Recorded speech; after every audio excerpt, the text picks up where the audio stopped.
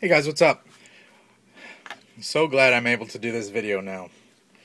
I had a client kind of as early payment, have slash just wanted to send it. He upgraded, sent me his other one. Anyways, roundabout way, I've got my hands on a Wicked Edge and have had some playtime on it, and I've really been enjoying it. But I want to give some of my thoughts for those of you guys who are on the edge.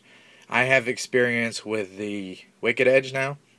I have a lot of experience with an Edge Pro. I have a lot of experience with freehand sharpening. I have a lot of experience with the Lansky systems. And Smith's has a clamping system that's very close to the Lansky. I don't know. I've tried almost everything. Paper wheels. I've tried them all. Excuse me. Again, sorry for the shaky video. My tripod does not get up this high. This is a huge thing right here. It's very expensive, but it does give fantastic results. But it's not perfect. But nothing in life is perfect, so I think it's a really nice solution. If you're on the fence, I would say go ahead and jump. You're going to enjoy it, and I think you're going to find yourself wanting to sharpen knives. So this will almost turn into a hobby in and of itself. So I'm going to go over what I think that you need to have. Make sure your kit. Again, I didn't buy this, so I don't know exactly what the kits or what comes in the kits or what this is exactly. I think Pro Pack 2. The one thing you need, obviously the system. I think you need a good lighted loop. I'm going to get to that in a few seconds here. You need your 100 grit stone, your 200 grit stone. Again, I'm sure this would come in the basic package. And your 400 and 600 grit stones. They're diamonds. And your 800 and 1000. These three sets of stones, which is really 6 because they're each. These 6 grits are going to do everything you want. You're just not going to look like a mirror. When you come off that 1000 grit, it's going to be super sharp, like scary sharp. And possibly the sharpest you've ever felt a knife in your life. I mean, that's no joke. It's just the honest truth. If you're not real familiar with sharpening or the Edge Pro or any of the systems or high-end, like hobby-level sharpening stuff or professional level, I think you could make money with this system if you own the system and this. Now, what you absolutely have to have with this system is this angle cube. Again, I'll get to that in a second. This angle cube makes or breaks this whole system, and I'll tell you why in a few seconds. For toys, if you want to go up above and beyond that 1000 grit finish, there's Chaucer stones and everything you can spend a whole lot more money on if you want to. But I think what would get most people are the ceramic stones. Mine are super dirty here. Do not let yours get that dirty. They cut a lot better when they're clean. So it has like the brown coarse ceramic, kind of like Spyderco uses. It may even be Spyderco's mixture of ceramic here. I'm not sure. So you got your coarse brown, just like your Sharpmaker rods, and then your fine, just like your Sharpmaker rods. And then you can go up to balsa wood. Balsa wood is just a little bit stiffer for your strop. And again, you wouldn't run these up and down the edge. You would just strop your knife. So I'm running the coarser diamond paste on the coarse balsa, and then the finer, but it's still kind of coarse considering, on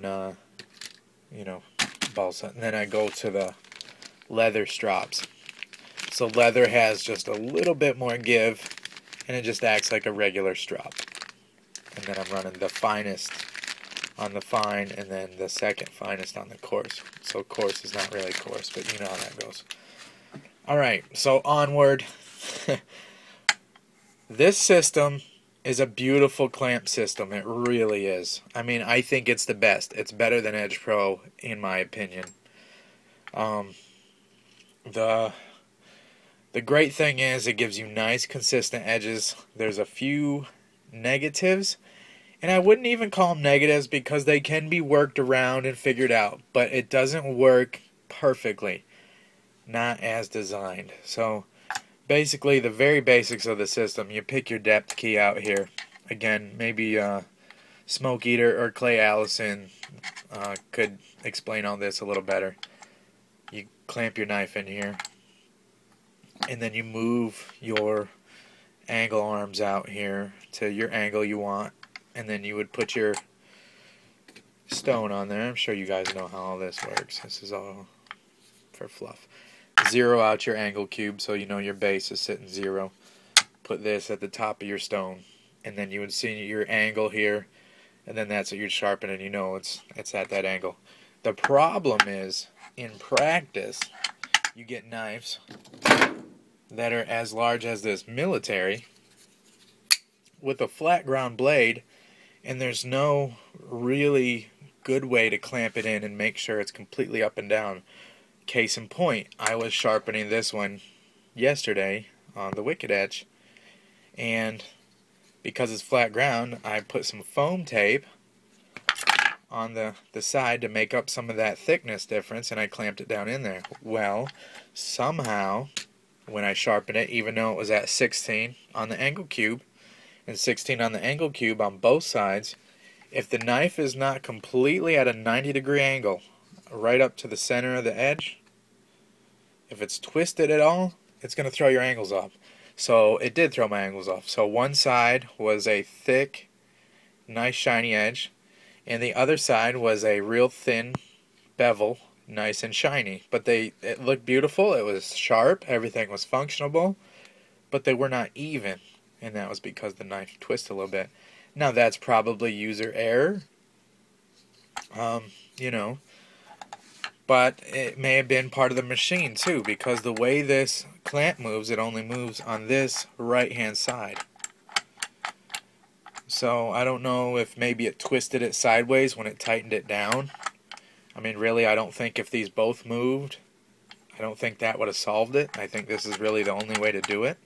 So next time I'll just be more conscious of that, and maybe I'll run the angle cube on the flat surface of the blade here, you know, just to make sure it's at a 90-degree angle. I don't know. You can't really fault the system for that, but I did run into that problem. I just thought I'd let you guys know. Another thing I found on thin blades like this Opinel, even at the top depth key here, the blade is so thin that when this top screw goes down and you crank it all the way down, it pokes out the backside here, and my stone at 15 degrees was rubbing all over this screw. Now, I mean, personally, I can freehand this, but I just wanted to test the limits of the system. This knife seems like it's too thin and too small to do unless I want to find another screw or grind this screw down, and I'm not really fond of doing that, so I'll probably just find a replacement. Another thing, you need that angle cube because these angles that are on here are off, like way off. Sometimes they're right on. So it says 15, you'll set up at 15, you put the angle cube up, and it's like 15.5, and you just have to do the fine adjustment. So I don't know if they can tighten this up, although I think if your blade's tall, it's going to throw that angle off no matter what. Right? So, I mean, I don't know if they can actually fix this or not. It would be nice for the price of this is if these were more in tune with what the actual angle is. But then again, if the blade's a tall chopper for your kitchen, I mean, it would seem like the angle, although maybe it should stay the same no matter how tall it is. I don't know the geometry on that. No, because if it got taller and then your point was fixed here, it's going to actually get at a smaller and smaller and smaller angle, right? Anyways, it's a lesson in geometry and whatever. Another thing is when you try to get down to 15 degrees on some of these knives, and you hear Smoke Eater talk about this, it rubs the jaws.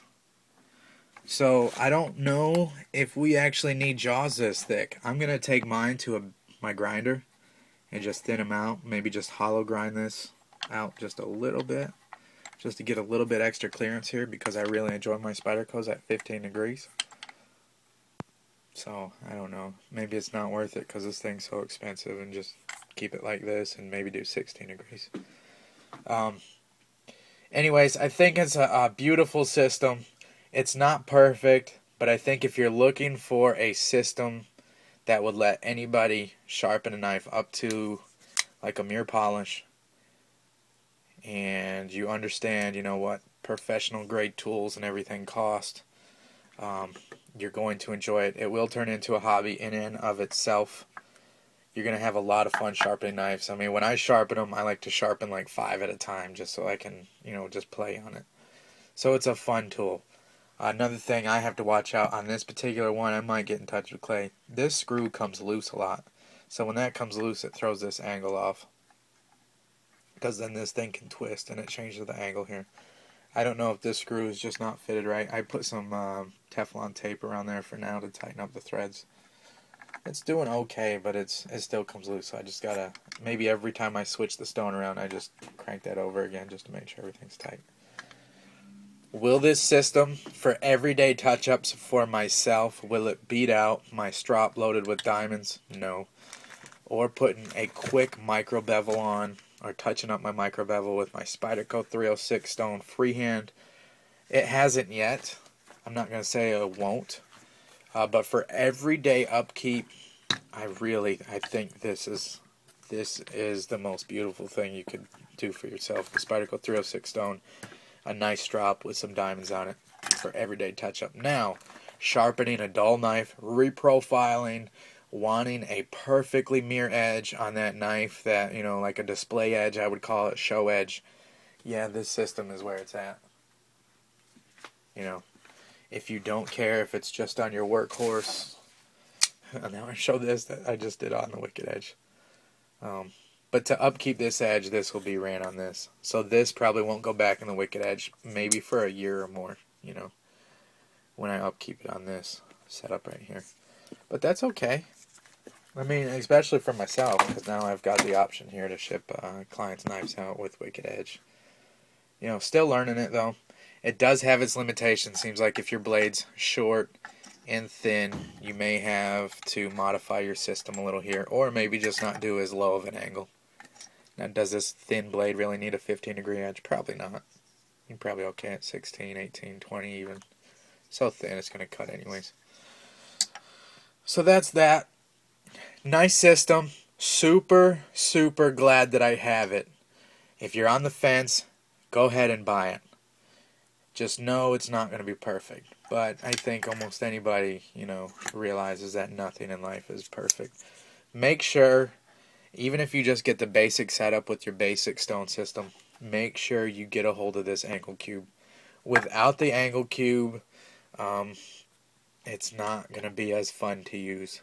It's really not. I mean, I have to be super honest. If you want to have a whole lot of fun, get you some strops. Get you one set of balsa, one set of the leather, and get the 4 different grits of the diamond paste. And you're going to have a whole lot of fun. You're going to be sharpening everything in the house. Now I show you this. Yeah, there you go. That's it, guys. Sorry for the shaky camera work. Just real honest opinions.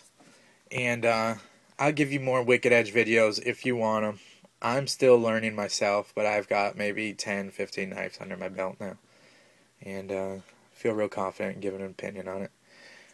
Wish this was more accurate. I wish these jaws were a little bit thinner.